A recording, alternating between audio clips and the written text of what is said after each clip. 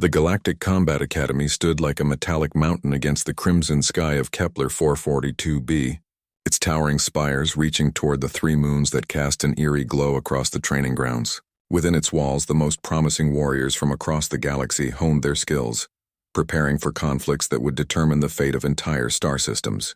But tonight, whispers echoed through the dormitory halls about one particular human student who had become something of a legend.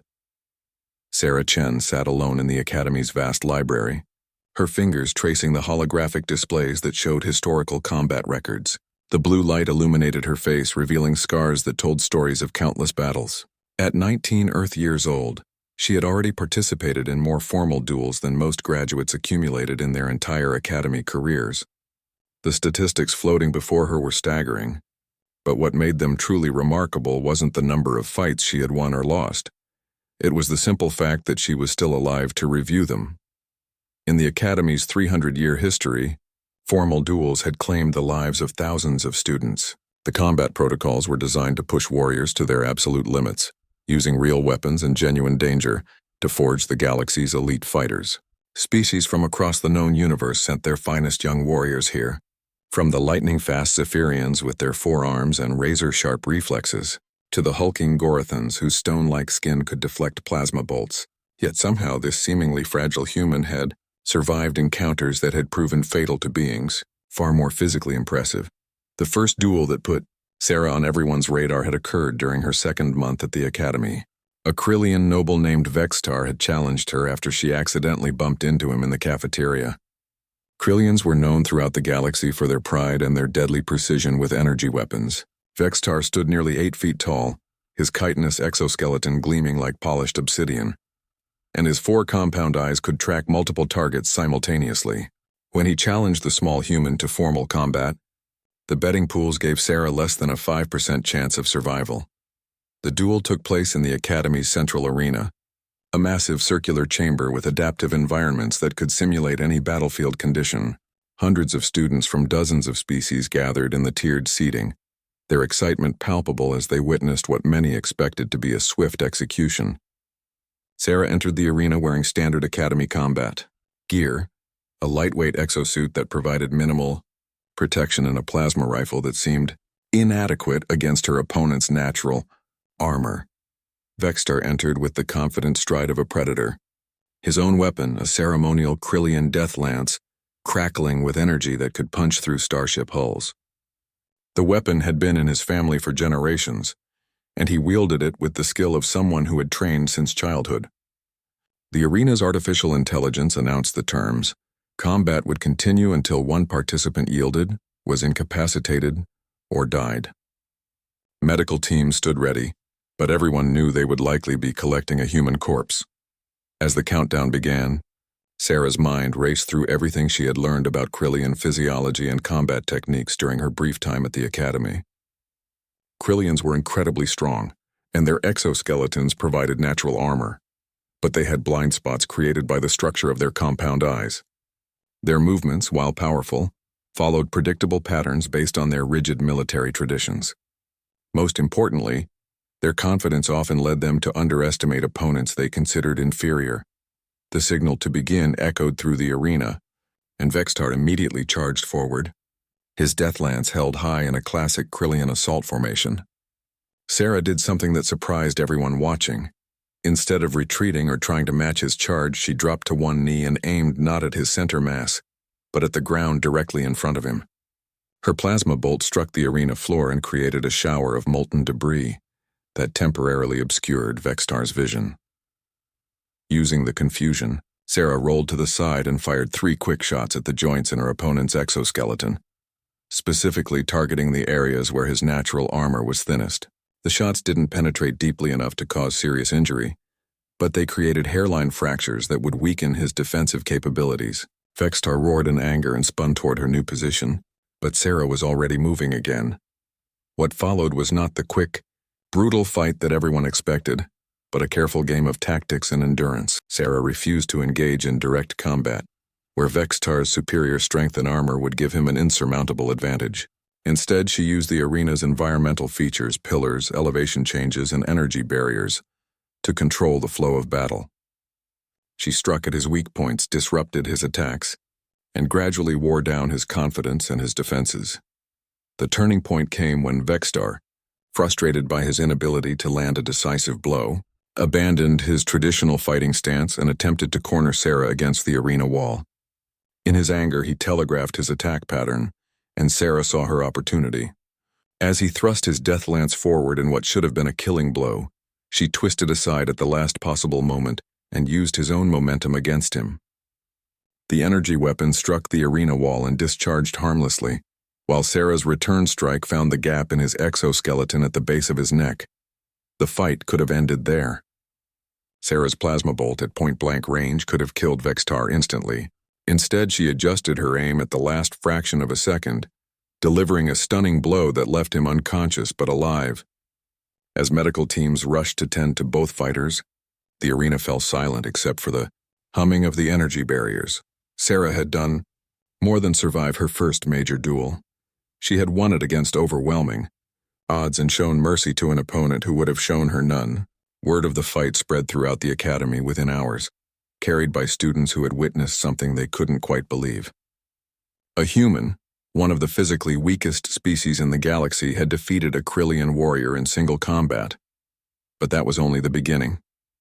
In the days that followed, other students began to see Sarah not as easy prey, but as a legitimate threat.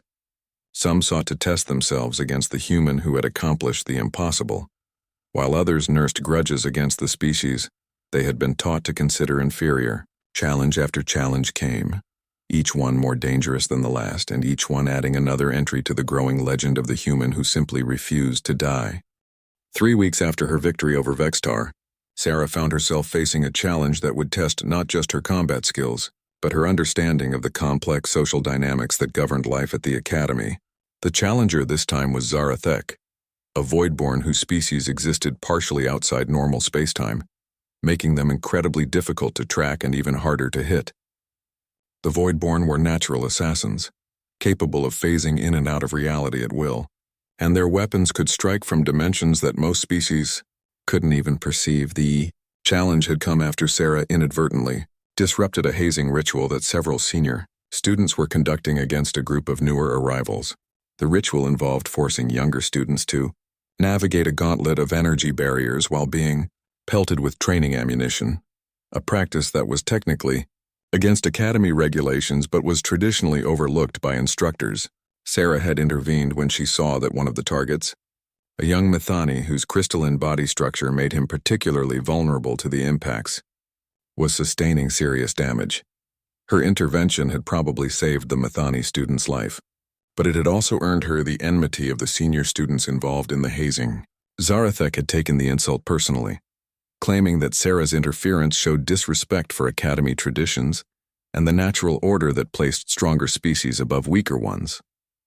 The formal challenge was issued that same evening, delivered according to Voidborn custom, through a message that materialized directly in Sarah's quarters without triggering any of the room's security systems.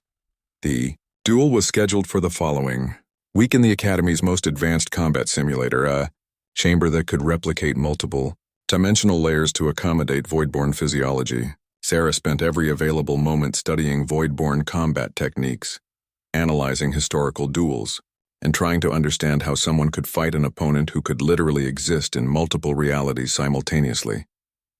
The research painted a grim picture. Voidborn warriors were considered among the most deadly in the galaxy, specifically because their phase-shifting abilities made conventional tactics useless. They could attack from angles that didn't exist in normal space, appear behind opponents without crossing the intervening distance, and their weapons could bypass most forms of armor by striking from alternate dimensions.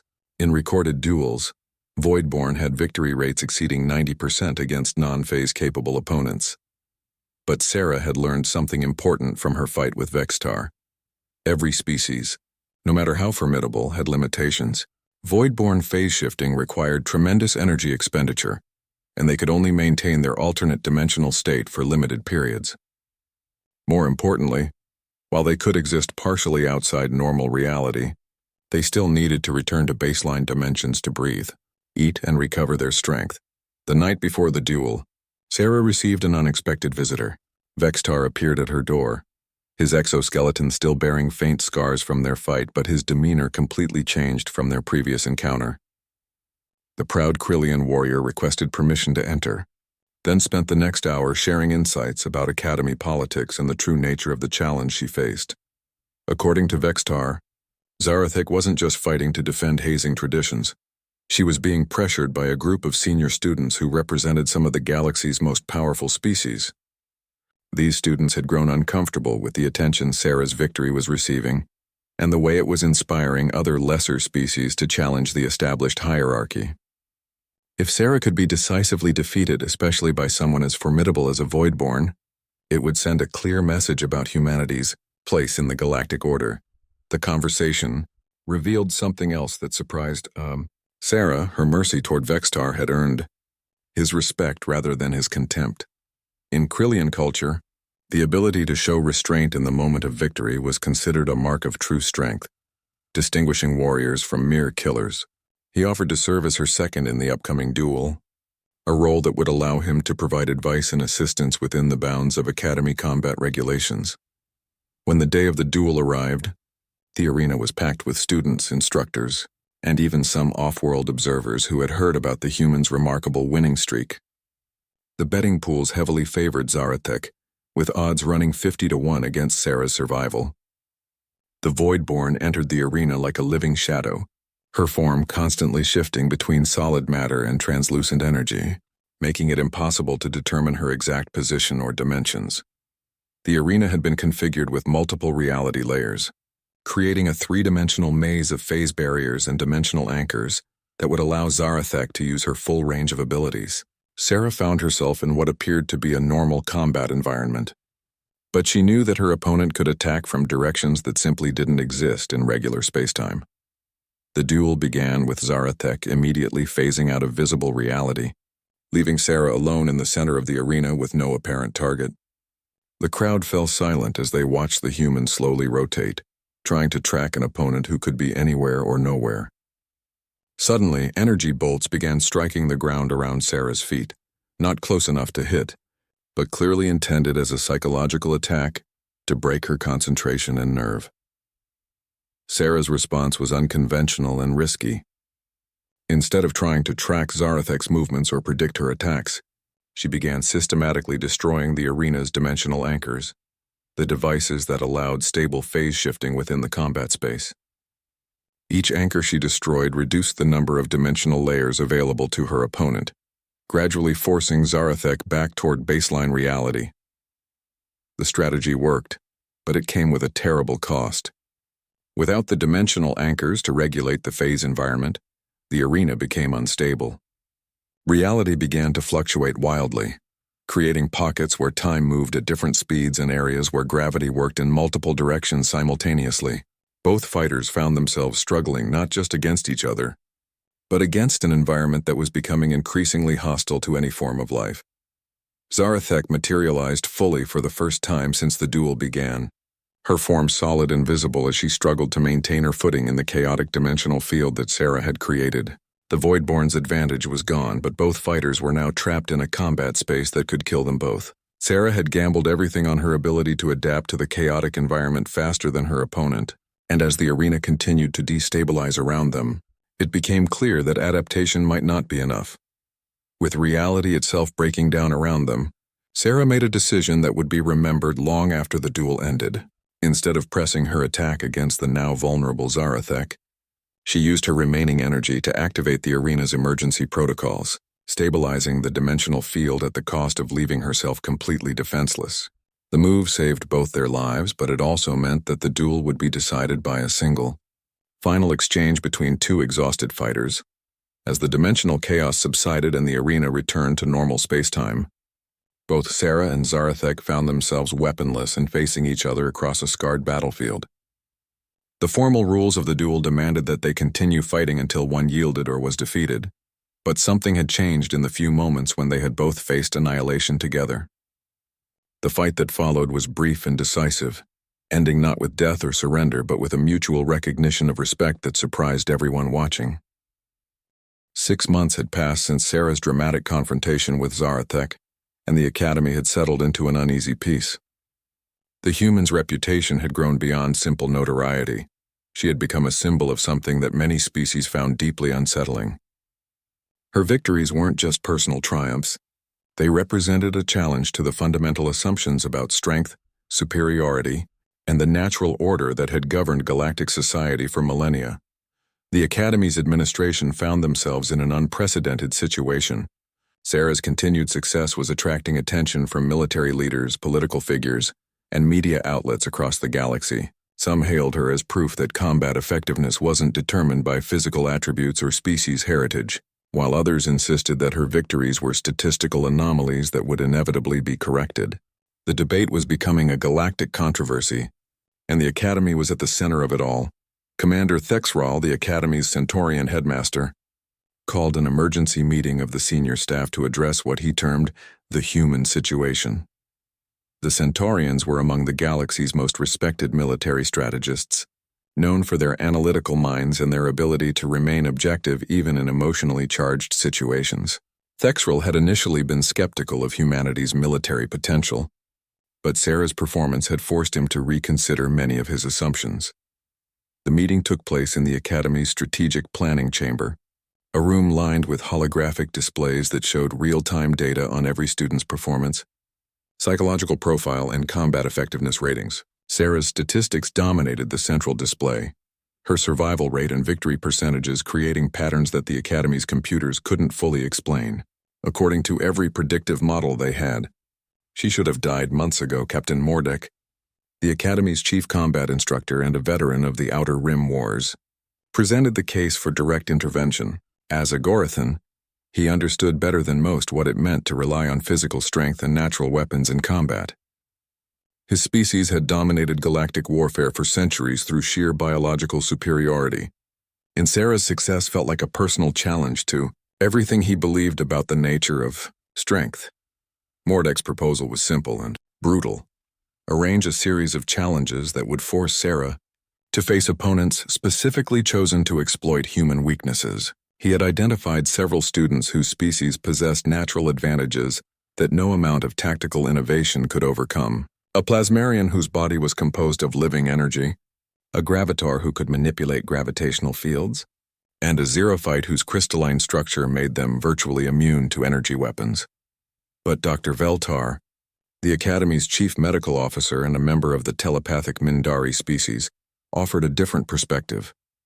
Her analysis of Sarah's psychological profile revealed something that the combat statistics couldn't capture. The humans' approach to warfare was fundamentally different from anything they had previously encountered. Where other species relied on biological advantages, advanced technology, or superior training, Sarah used something that defied easy classification.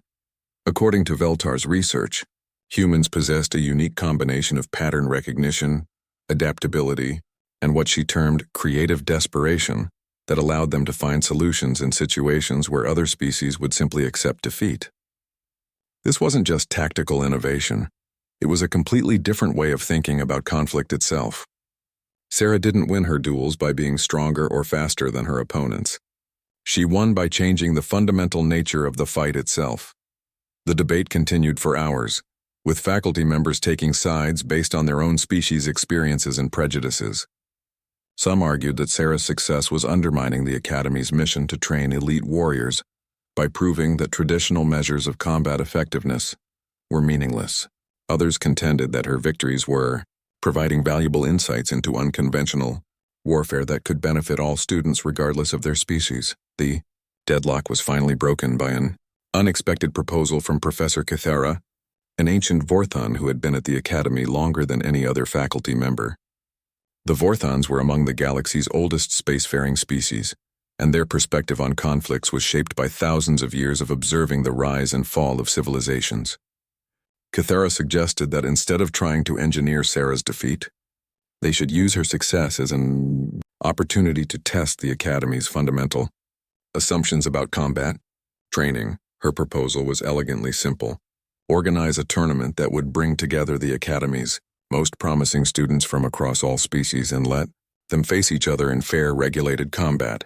The tournament would be observed by military leaders from across the galaxy, providing an opportunity to demonstrate the Academy's effectiveness while settling the debate about human capabilities once and for all. If Sarah was truly as formidable as her record suggested, she would prove it against the best the galaxy had to offer. If her success had been based on luck or favorable matchups, the tournament would expose those limitations. The Tournament of Champions was announced 3 weeks later, with invitations extended to every major military power in the galaxy. The event would take place over 5 days, featuring single-elimination combat between 64 of the Academy's top students. The fights would be broadcast across the galactic network, making it the most watched sporting event in recent history. For Sarah, it represented both the ultimate test of her abilities and the greatest danger she had ever faced. The selection process for tournament participants was rigorous and controversial. Each species was allowed to nominate their strongest representatives, while Academy instructors chose additional candidates based on combat performance and tactical innovation. Sarah's inclusion was automatic given her record, but her placement in the tournament bracket became a source of intense speculation and political maneuvering. When the brackets were finally announced, Sarah found herself in what many observers called the bracket of death. Her potential opponents included Rexmore, a Drakmarian whose species had evolved from apex predators and possessed natural weapons that could cut through starship armor. There was also Zethkol, a quantum entity whose mastery of probability manipulation made them nearly impossible to defeat in conventional combat. Most intimidating of all was Vexandra, a void queen whose species commanded reality warping abilities that bordered on the supernatural. The night before the tournament began, Sarah sat in her quarters reviewing everything she had learned about her potential opponents. The holographic displays around her showed combat footage, biological analyses, and tactical assessments that painted a picture of challenges that seemed insurmountable. Each of her possible opponents possessed abilities that would have been considered godlike by human standards just a few centuries earlier. But as she studied the data, Sarah began to notice patterns that others had missed.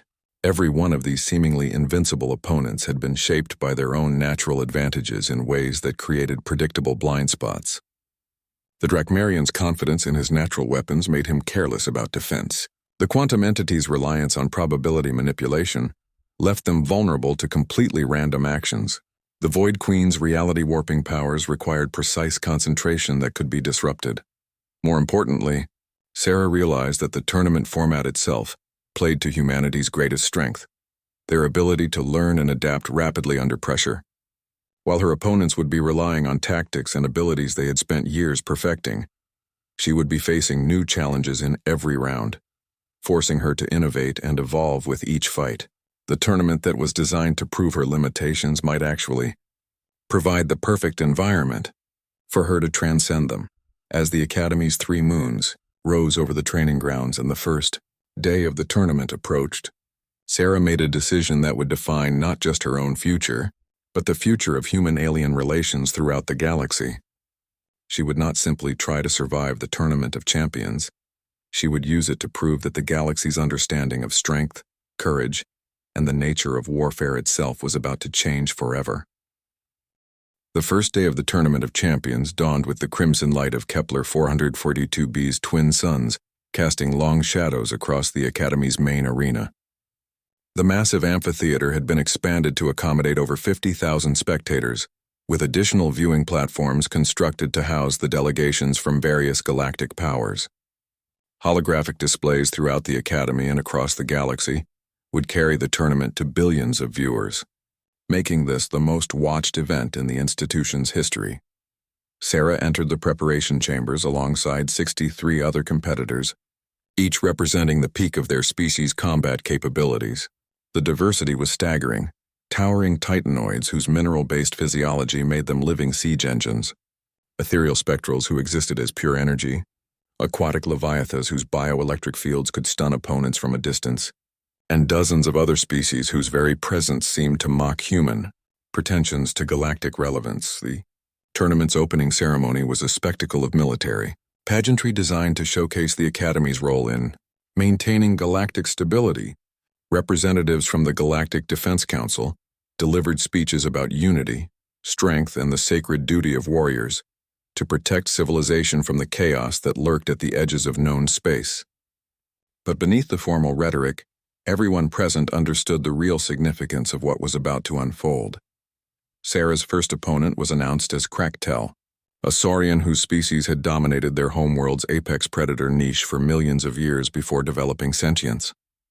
Standing nearly 10 feet tall with razor-sharp claws and teeth designed for tearing through armor plating, Kraktel represented everything that humans weren't: physically powerful, naturally armed, and bred for violence across countless generations.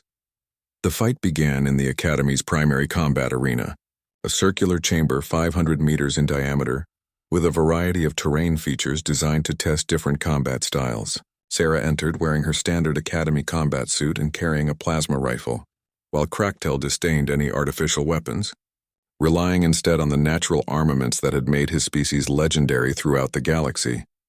From the moment the starting signal sounded, it became clear that this would be unlike any of Sarah's previous duels. Kraktel didn't rely on tactics or strategy. He simply charged forward with the unstoppable momentum of a living avalanche. His claws extended and his massive jaws opened in a roar that shook the arena's foundations. Sarah's initial plasma shots barely scratched his armored hide, and her attempts to use the terrain to slow his advance proved futile. Against his overwhelming strength, what saved Sarah in those crucial opening moments wasn't superior firepower or tactical brilliance. It was her ability to recognize when conventional approaches were doomed to failure.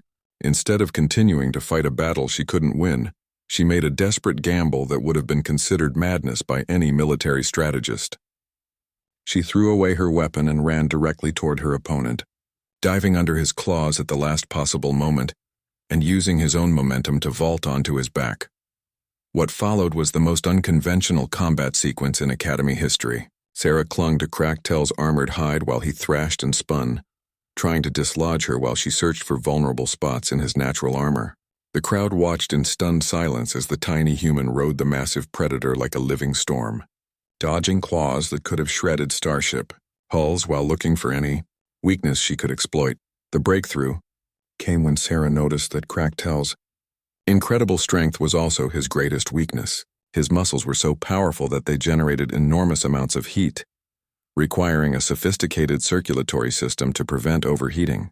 By targeting specific pressure points along his neck and spine, areas where his circulatory system came close to the surface, she could disrupt his body's cooling mechanisms and force him into thermal shock. The technique required Sarah to maintain her position on Kraktel's back while applying precise pressure to points that were barely visible even when she could see them clearly. One mistake would result in her being thrown off and torn apart, but she had no other options left. Working by touch and instinct, she found the pressure points and began the delicate process of inducing controlled hyperthermia in a creature whose body mass was more than 20 times her own. The effect was gradual, but inevitable. Kraktel's movements became sluggish as his body temperature rose beyond safe parameters. His attacks lost their precision as his nervous system was affected by the thermal stress. Within minutes, the unstoppable predator was swaying on his feet, his massive frame overwhelmed by a biological crisis that no amount of natural armor could protect against. Sarah's victory was achieved not through superior strength or firepower, but through an understanding of biological systems that allowed her to turn her opponent's greatest asset into a liability. When Kraktel finally collapsed from heat exhaustion, the arena fell completely silent except for the humming of life support systems. The human had not just defeated a superior opponent, she had done so using methods that no one had even considered possible. The medical team's intervention was swift and professional, stabilizing Kraktel's condition and ensuring his complete recovery. But the psychological impact of the fight extended far beyond the arena. For the first time, representatives from across the galaxy had witnessed a human defeat a physically superior opponent through pure tactical innovation and biological expertise rather than luck or favorable circumstances. Sarah's second-round opponent was announced within hours of her victory over Kraktel. Zephyr 9, a synthetic being created by the Artificial Consciousness Collective, represented a completely different type of challenge. Where Kraktel had relied on biological advantages, Zephyr 9 possessed computational abilities that allowed him to calculate optimal combat strategies in real time, adapting his approach faster than organic minds could follow. The synthetic warrior's body was a masterpiece of engineering, a humanoid frame constructed from materials that were simultaneously lighter than aluminum and stronger than diamond. His reaction times were measured in microseconds. His accuracy was mathematically perfect, and his tactical database contained the combat records of every species in the galaxy. Against such an opponent, Sarah's previous victories seemed like mere preparation for a fight she had no hope of winning. But as she studied footage of Zephyr 9's previous battles, Sarah began to understand something about artificial intelligence that its creators had overlooked. The synthetic warrior's greatest strength, his ability to calculate optimal responses to any situation, was also a potential weakness. His actions were based on logical analysis of available data, which meant they were ultimately predictable to someone who understood the parameters of his decision-making process. The key insight came when Sarah realized that Zephyr 9's tactical superiority was based on the assumption that his opponents would act rationally and attempt to maximize their chances of victory. But humans had a capacity for seemingly irrational behavior that could confuse even the most sophisticated artificial intelligence. By acting in ways that defied logical analysis, she might be able to force the synthetic warrior into computational loops that would slow his response times. When the second round began, Sarah did something that no combat algorithm could have predicted. She began her attack by systematically destroying her own equipment and environmental advantages. She shattered her weapon against the arena floor, eliminated her own cover, and placed herself in what appeared to be the worst possible tactical position. The move was so counterintuitive that Zephyr 9's combat systems actually paused for several microseconds while attempting to calculate the logic behind her actions. Those microseconds were enough.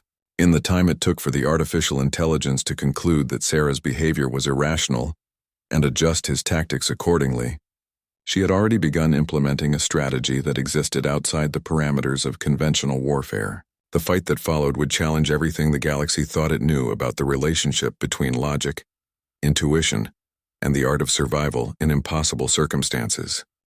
The battle against Zephyr 9 had pushed Sarah beyond every limit she thought she possessed. Victory had come at a cost that went far deeper than the physical injuries that the medical teams could treat. For the first time since arriving at the academy, she had been forced to embrace a level of tactical thinking that bordered on the inhuman, matching artificial intelligence with something that could barely be called rational thought. 3 days had passed since her victory over the synthetic warrior, and Sarah found herself in the Academy's medical wing undergoing psychological evaluation. Dr. Veltar, the Mindari telepathic physician, had insisted on the assessment after detecting unusual patterns in Sarah's neural activity during post-combat medical scans. The human brain, it seemed, was adapting to the extreme pressures of tournament combat in ways that concerned even the galaxy's most experienced xenobiologists. According to Veltar's analysis, Sarah's mind was showing signs of accelerated evolution. Her neural pathways were restructuring themselves to process information faster. Her pattern recognition abilities were expanding beyond normal human parameters, and her capacity for strategic thinking was approaching levels that had previously been considered impossible for organic intelligence. The changes were remarkable from a scientific perspective, but they raised troubling questions about what Sarah was becoming. The Mindari physician's concerns weren't merely academic. Throughout galactic history, there had been documented cases of individuals whose minds evolved beyond the limitations of their species, and the results were rarely positive. Enhanced cognitive abilities often came with a corresponding loss of emotional stability, social connection, and basic empathy. The galaxy's medical databases contained records of beings who had transcended their original nature only to become something that could no longer be considered truly alive, but Sarah had little time to contemplate the implications of her psychological transformation. The tournament semifinals were scheduled for the following day, and her opponent represented a challenge that would require every advantage she could claim, regardless of the personal cost. Bexandra, the Void Queen, possessed reality warping abilities that existed at the intersection of advanced technology and what most species could only describe as magic. The Void Queens were among the galaxy's most feared and respected warriors, members of an ancient species that had learned to manipulate the fundamental forces of space-time itself. Vexandra could create pocket dimensions, alter gravitational fields, and bend the laws of physics to her will within a limited area. In previous tournament matches, she had defeated opponents by trapping them in time loops, crushing them with localized gravity wells, and in one memorable case, temporarily erasing an opponent from existence, before allowing them to return just long enough to surrender. The HFY match would take place in the Academy's most advanced combat facility, a chamber that existed partially outside normal space-time to accommodate reality warping abilities. The arena itself was a sphere of crystalline material suspended in a null-gravity environment, with observation platforms positioned at safe distances to protect spectators from potential dimensional distortions. As Sarah prepared for the fight, she found herself drawing on the enhanced cognitive abilities that Dr. Veltar had warned her about. Her mind raced through possibilities and contingencies at a speed that would have been impossible weeks earlier, analyzing Vexandra's abilities and searching for weaknesses that might not even exist. The process felt less like thinking and more like becoming one with the flow of information itself. The key insight came when Sarah realized that Vexandra's reality warping abilities, for all their apparent omnipotence, were still constrained by certain fundamental limitations. The Void Queen's powers required enormous energy expenditure and precise concentration, and they were most effective within specific spatial parameters. More importantly, her abilities were based on manipulating existing physical laws rather than truly transcending them. Sarah's strategy was built around a concept that she could barely articulate even to herself: the idea that reality warping powers were ultimately just another form of technology, subject to interference and disruption like any other system. If she could create enough chaos and unpredictability in the combat environment, she might be able to overload Vexandra's ability to maintain the precise control that her powers required. When the semi-final match began, Sarah immediately implemented the most unconventional opening gambit in tournament history. Instead of attacking her opponent or seeking defensive positions, she began systematically destabilizing the arena's dimensional framework by targeting the crystalline structures that maintain the chamber's geometry. Her actions created cascading reality fluctuations that made it impossible for either fighter to predict how physical laws would behave from moment to moment. Vexandra's response was swift and devastating. She attempted to contain Sarah within a localized time dilation field that would slow the human's movements to a crawl while leaving her own actions unaffected. But the dimensional instability that Sarah had created interfered with the precise calculations required for temporal manipulation, causing the time field to fluctuate wildly and creating pockets where time moved at different rates throughout the arena. What followed was a battle that existed as much in the realm of theoretical physics as in physical combat. Both fighters found themselves struggling not just against each other, but against an environment where the fundamental rules of existence were constantly shifting. Gravity worked in multiple directions simultaneously. Time flowed backward in some areas while accelerating in others, and the very concept of distance became meaningless as space folded in on itself. In the chaos of dimensional warfare, Sarah's enhanced cognitive abilities proved to be the decisive factor. While Vexandra struggled to adapt her reality warping techniques to the unstable environment, Sarah's evolved pattern recognition allowed her to navigate the shifting laws of physics almost intuitively. She moved through the arena like someone who had been born to exist in impossible spaces, using the dimensional chaos as both weapon and shield. The turning point came when Sarah realized that the arena's instability could be used to turn Vexandra's own powers against her.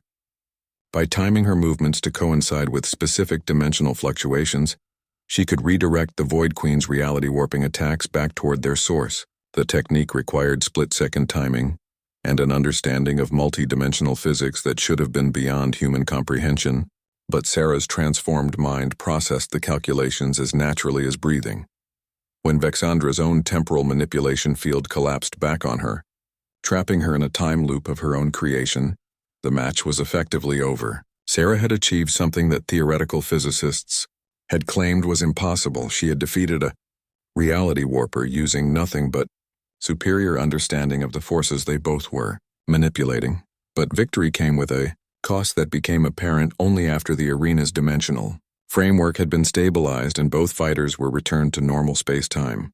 Sarah's neural patterns had shifted even further from baseline human parameters, and Dr. Veltar's post-match scans revealed changes that bordered on speciation. The human who had entered the tournament was becoming something else entirely, and no one could predict what that transformation would ultimately produce. As Sarah prepared for the tournament finals, scheduled for the following day against an opponent whose identity was still being determined, she found herself confronting a question that went beyond mere victory or defeat. In her quest to survive the Academy's challenges and prove humanity's worth among the stars, had she preserved what made her human, or had she sacrificed her essential nature for the sake of evolution itself? The answer would come in the final match, where she would face not just another opponent but the ultimate test of what she had become and what she was willing to sacrifice for victory. The galaxy watched and waited, knowing that the outcome would determine not just the fate of one human warrior, but the future of humanity's place among the stars. The announcement of Sarah's final opponent sent shockwaves through the Academy and across the galactic network.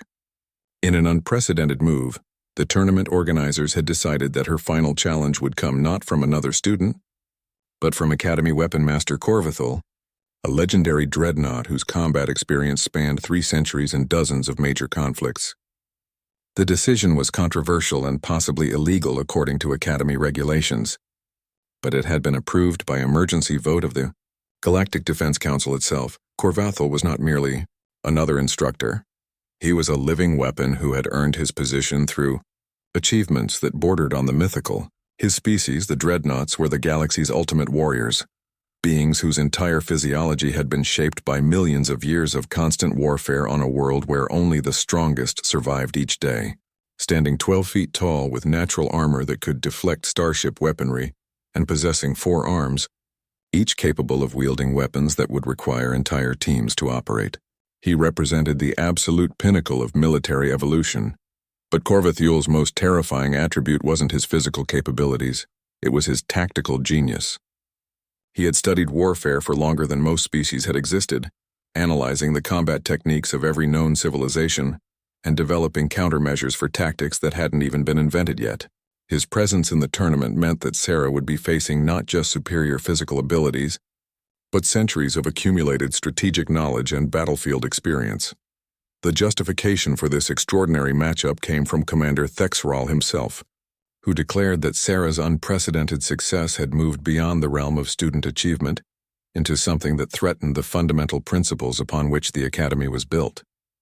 If a human could defeat the galaxy's most promising young warriors through tactical innovation alone, then either the Academy's training methods were fundamentally flawed, or Sarah had achieved something that transcended the normal limitations of organic intelligence. Dr. Veltar's final psychological evaluation, completed just hours before the match, revealed the full extent of Sarah's transformation. Her neural patterns now showed characteristics that had never been observed in baseline humans. Enhanced pattern recognition that operated on multiple dimensional levels simultaneously, tactical processing capabilities that exceeded most artificial intelligences, and what could only be described as an intuitive understanding of quantum probability dynamics.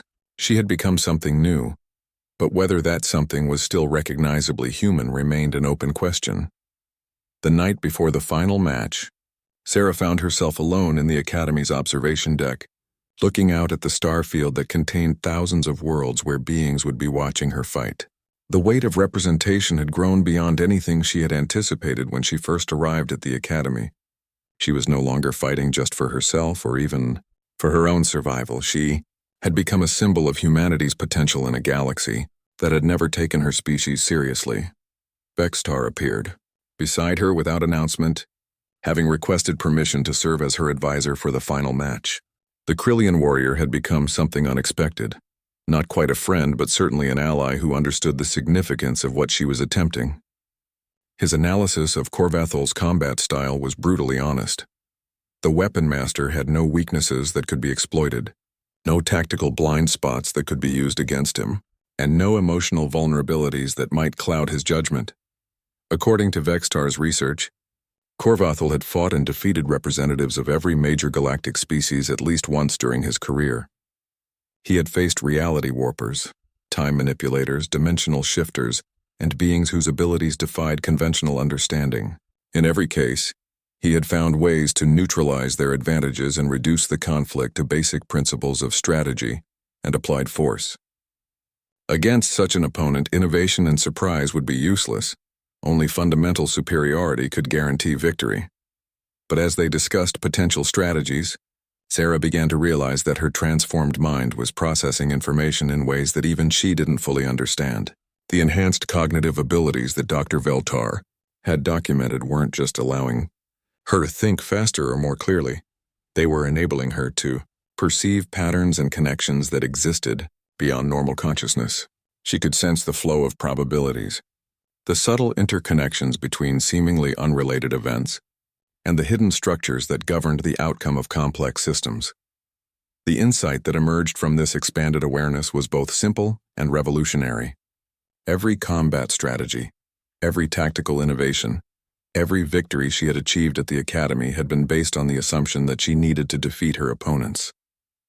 But what if victory didn't require defeating Corvathel at all? What if there was a way to win that existed entirely outside the framework of traditional combat? When the final match began, the Academy's main arena had been configured for maximum spectacle.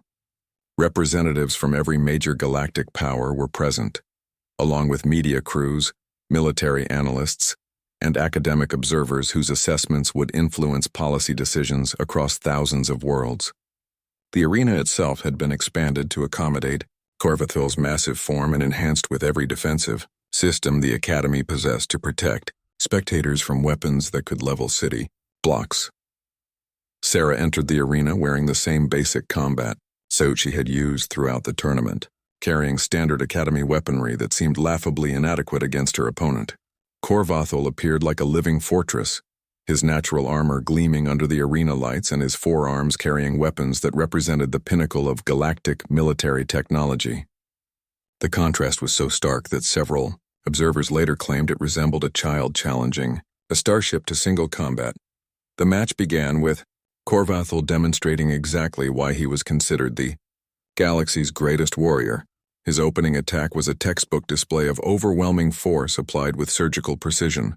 Energy beams that could pierce planetary shields, kinetic projectiles that moved at relativistic speeds, and area effect weapons that turned the arena floor into a hellscape of molten metal and superheated plasma. Any conventional opponent would have been vaporized in the first seconds of combat. But Sarah didn't attempt conventional defense or counterattack. Instead, she did something that no one watching could initially understand. She began to dance. Her movements followed no recognizable combat pattern, seeming to flow in response to rhythms that existed only in her transformed consciousness. She moved through Corvathel's devastating attacks not by dodging them, but by existing in the spaces between them, following paths that took her through areas where the weapon's fire couldn't reach. What the observers couldn't see was that Sarah's enhanced mind was processing the battle on multiple levels simultaneously. She was reading the patterns in Corvathel's attack sequences, predicting his movements based on subtle changes in his stance and breathing, and most importantly, she was perceiving the deeper currents of probability that governed the flow of combat itself. She wasn't just fighting against the weapon, master, she was dancing with the universe itself.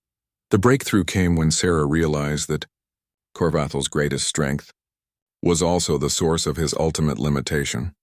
His tactical perfection, his centuries of experience, his comprehensive knowledge of galactic warfare. All of these advantages were based on the assumption that combat was fundamentally about the application of force to achieve dominance. But what if combat could be something else entirely? In that moment of understanding, Sarah transcended every limitation that had defined her journey through the Academy. She stopped fighting against Corvathel and began fighting with him, turning their duel into something that resembled a cosmic ballet more than traditional warfare. Her movements became a form of communication, expressing concepts that couldn't be conveyed through words or conventional gestures. For the first time in his centuries of combat experience, Corvathel found himself facing an opponent who wasn't trying to defeat him. Sarah's actions spoke of harmony rather than dominance, of understanding rather than conquest, of possibilities that existed beyond the binary of victory and defeat. The realization hit the ancient warrior like a physical blow, forcing him to confront questions about the nature of strength that he had never considered. The match ended not with surrender or defeat, but with something that had no precedent in the Academy's history. As the implications of what Sarah had achieved rippled through the watching crowd, it became clear that she had done more than win a tournament. She had fundamentally redefined what it meant to be a warrior in a galaxy that had forgotten there were alternatives to endless conflict. 3 months after the Tournament of Champions, the Galactic Combat Academy had become something unprecedented in its 300-year history. A center for philosophical and strategic revolution, rather than simple military training. Sarah's final match against Corvathel had created ripple effects that extended far beyond the arena, forcing military leaders, political figures, and academic institutions across the galaxy to reconsider fundamental assumptions about the nature of conflict, strength, and survival. The immediate aftermath of the tournament had been chaotic. Military observers who had attended expecting to witness either human failure or statistical anomaly instead found themselves trying to explain footage that defied conventional analysis. Sarah's final performance couldn't be categorized as victory or defeat using traditional metrics. She had created an entirely new category of outcome that existing military doctrine had no framework to address. Dr. Veltar's post-tournament analysis revealed that Sarah's neural transformation had stabilized into something that could only be described as a new form of human consciousness. Her enhanced cognitive abilities remained, but they had integrated with her emotional and intuitive faculties in ways that created a form of intelligence unlike anything previously documented. She had become living proof that evolution could occur not just across generations, but within a single lifetime under sufficient pressure. But perhaps the most significant change wasn't in Sarah herself, but in the students and faculty who had witnessed her journey. Young warriors from across the galaxy began experimenting with unconventional approaches to combat training, seeking to understand the principles that had allowed a physically unremarkable human to achieve impossible victories. Traditional species hierarchies began to break down as beings who had been considered militarily inferior demonstrated capabilities that challenged long-held assumptions.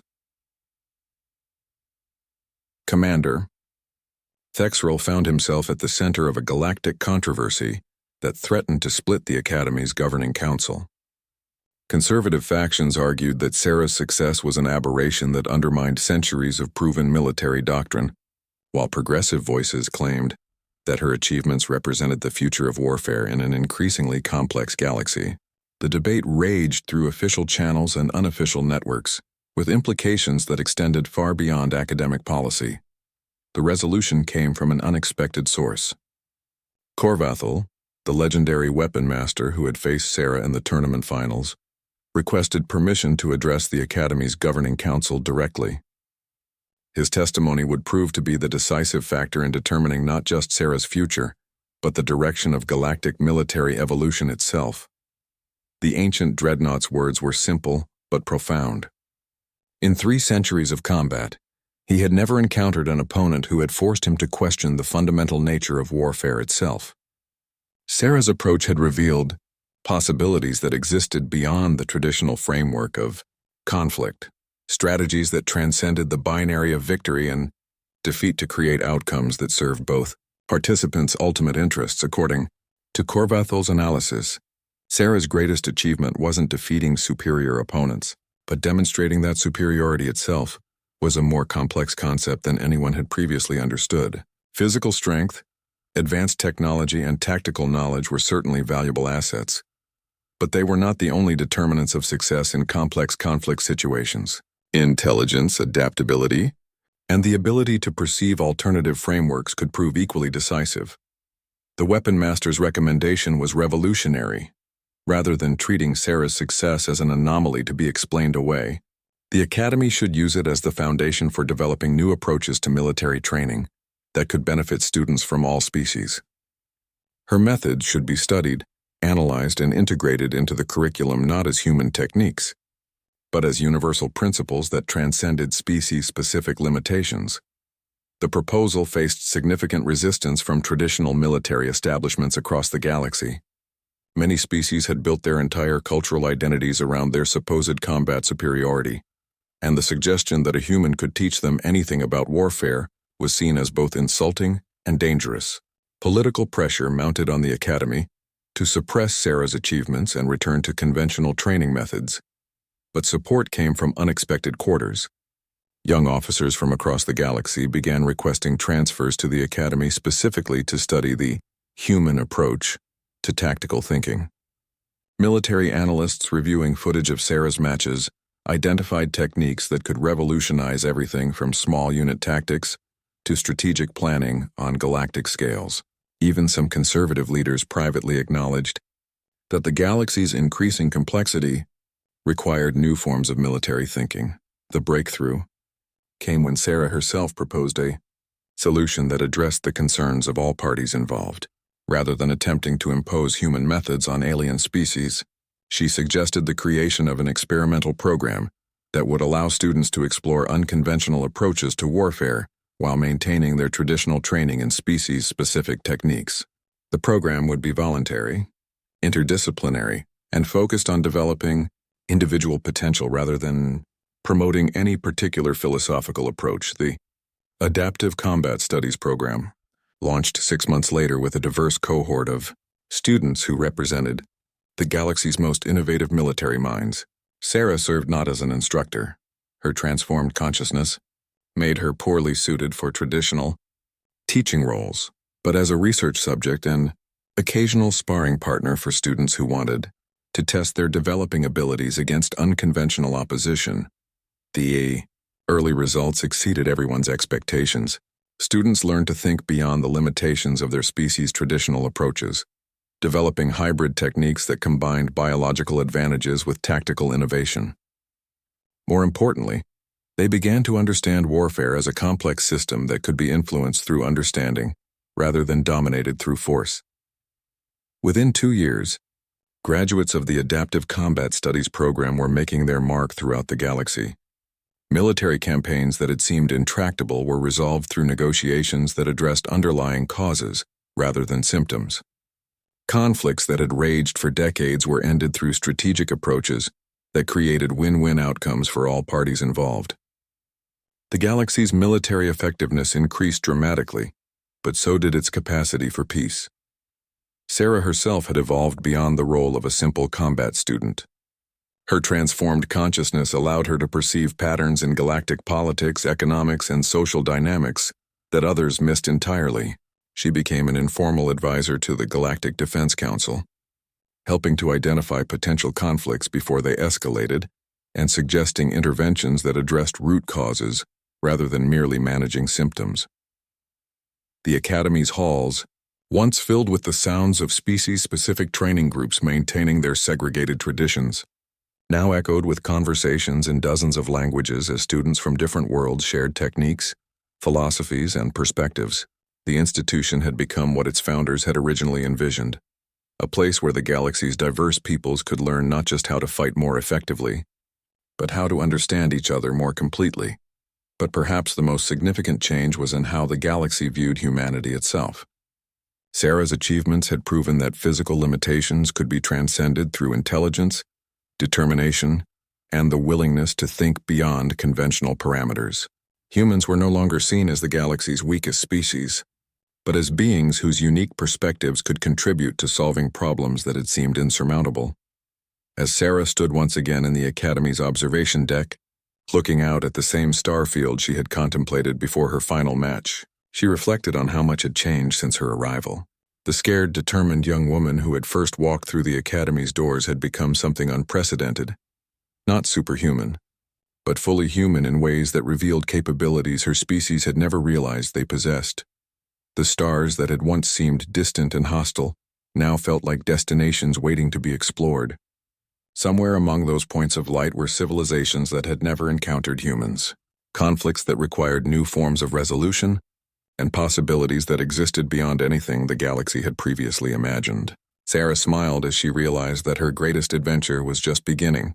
Behind her, the Academy buzzed with activity as students from across the galaxy prepared for challenges that would test not just their combat abilities, but their capacity to transcend the limitations that had defined their species for millennia. The future belonged to those who could adapt, evolve, and find strength in understanding rather than dominance. And at the center of it all, the legend continued to grow, not of the human who had survived every duel, but of the being who had shown the galaxy that survival itself was just the beginning of what was possible when intelligence met determination in the infinite expanse of space.